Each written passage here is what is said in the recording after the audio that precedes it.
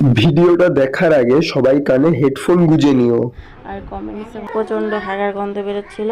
আবার এই দেখো তোমাদেরকে ওই যে হাগুটাও শেয়ার করে দিলাম।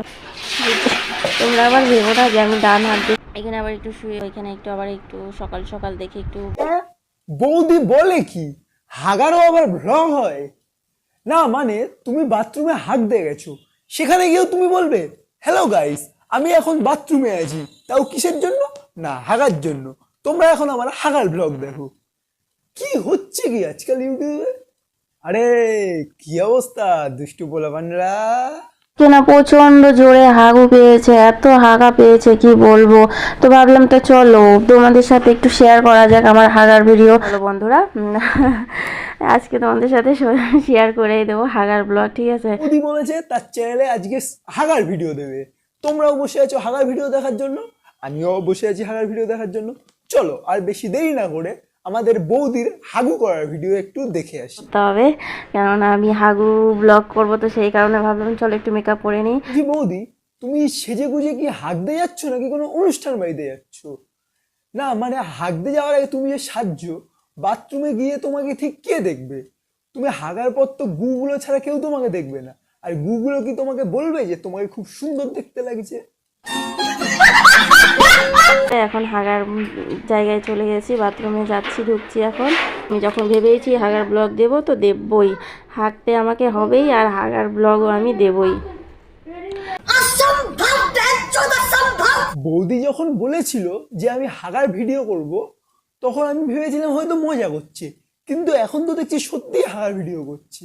দিন দিন ইউটিউবটা যে কি হচ্ছে আমি ভুলে যাচ্ছি যে এটা ইউটিউব নাকি দুষ্টু টিউব, মানে দুষ্টু কোনো সাইট। কি বলো তো, ব্লগটা যাবে তোমাদের কাছে, তোমরা হয়তো ভাববে বৌদিটা কি বাবা হাগার ব্লগও দিয়ে দিল। হ্যাঁ গো, আমি হাগার ব্লগও দিয়ে দিলাম। তো চলো তোমরা দেখো, ঠিক আছে?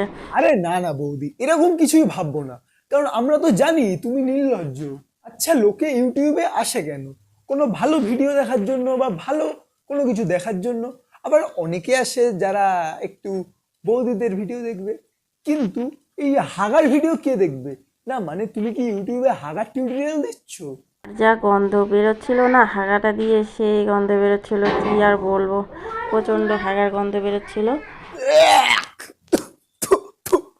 বলি বৌদি, তুমি কি হাগার পর ওখানে হাগার এক্সপেরিমেন্ট করতে গেছিলে যে হাগার গন্ধটা ভালো না খারাপ? বেরোচ্ছিল না হাগাটা দিয়ে, সেই গন্ধ বেরোচ্ছিল কি আর বলবো, প্রচণ্ড হাগার গন্ধ বেরোচ্ছিল। কথা শুনে মনে হচ্ছে তোমার হাগার গন্ধ খুব ভাল লেগেছে। বরং তুমি এক কাজ করো, যদি পাতলা পায়খানা হয় তাহলে ওগুলোকে হাত দিয়ে তুলে ভাতের সঙ্গে মেখে ডালের বদলে খেয়ে নাও। আর যদি শক্ত হাগা হয় তাহলে তরকারি যদি না থাকে তরকারি ভেবে ওটাকে খেয়ে নাও।